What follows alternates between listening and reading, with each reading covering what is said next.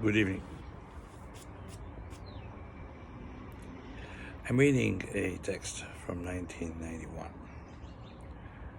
on how to introduce substantially discrete mathematics in high schools.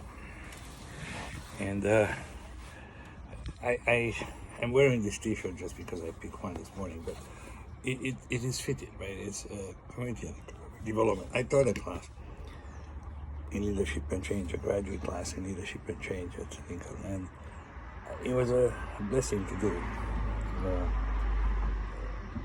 But that's because I've done this for over 25 years. And so what you do is you hear the students, the learners, their concerns. And it's a little bit of, Romanian witchcraft, if you want.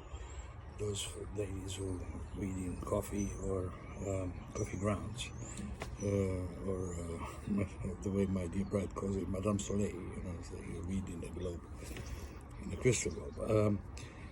We have a crystal globe, and the crystal globe is called nature. We can study nature, and that's just a scientific method, and you learn from it. And if you learn what worked in the past, it clearly will work in the future, right? So I've been saying this over and over again. We've seen the future, and the future belongs to those who choose to learn together. And basically, I am truthful to my own method, and so I read this piece today. It is an amazing piece, and so this gentleman and the co-author, but I haven't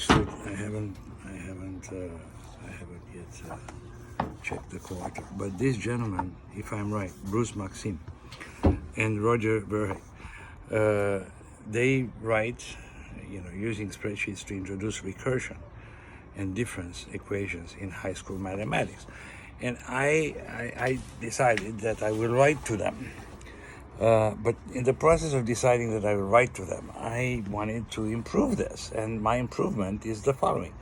Instead of titling this way, one should really title it How to Become Warren Buffett and Charlie Munger.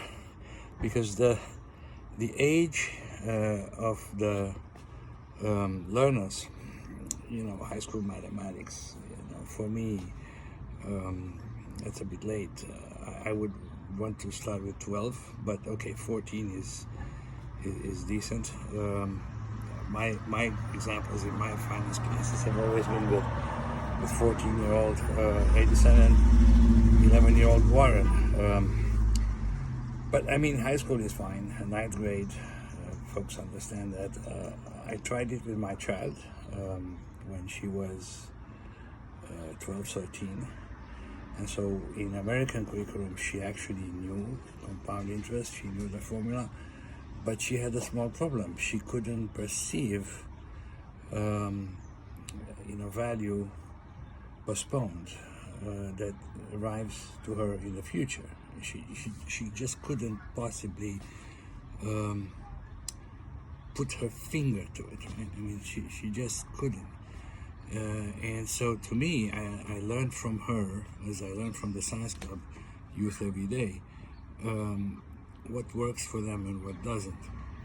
And so my contention is that as parents, we have to work with this gentleman, Bruce, and his colleague, and ask them, because this gentleman is now a computer scientist guru who has written software engineering books and substantially gaming books, and he teaches, he's taught for 40 years at the University of Michigan, to make the game, right?